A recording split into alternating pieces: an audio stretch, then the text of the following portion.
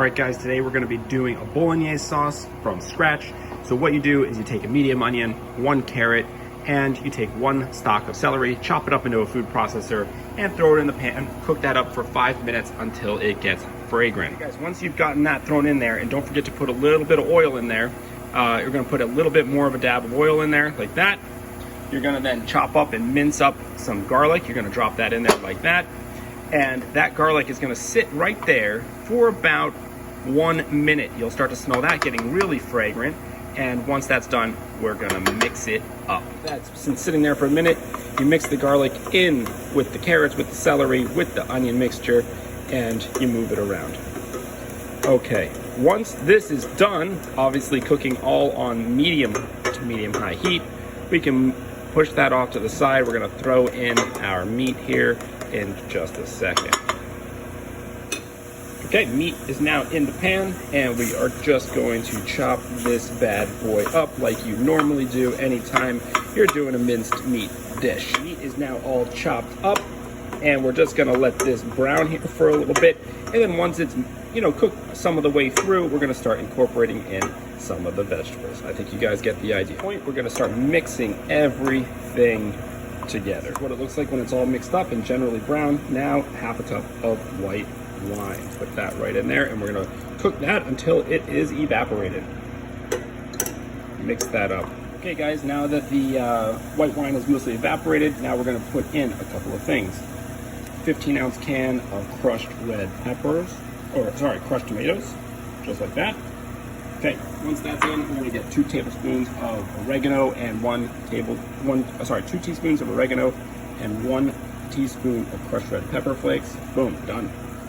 And then we are going to put in 3 tablespoons of balsamic vinegar. 1,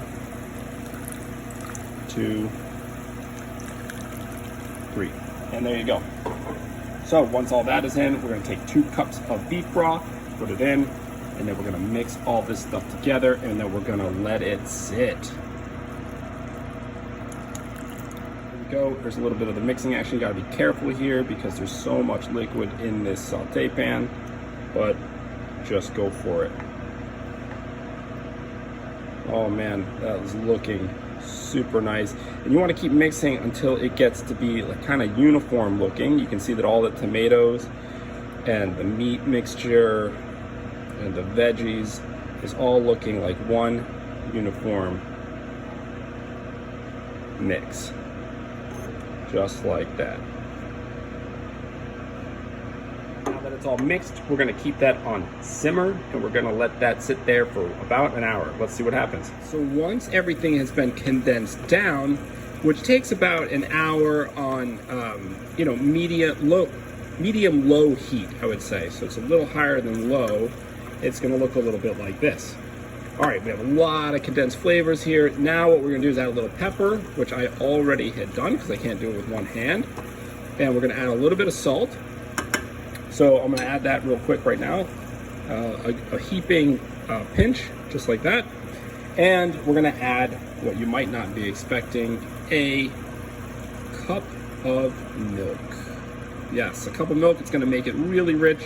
We're gonna let it sit on here again on medium low heat for about 45 minutes.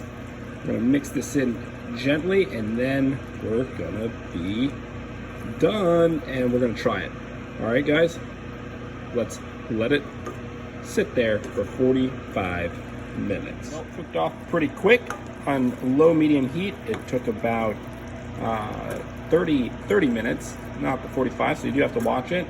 And it looks amazing. Now, let's eat. Give this thing a try. Here we go. Oh man, that is so good.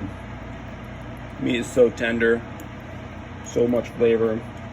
Awesome. Totally recommend you guys do this. Good luck.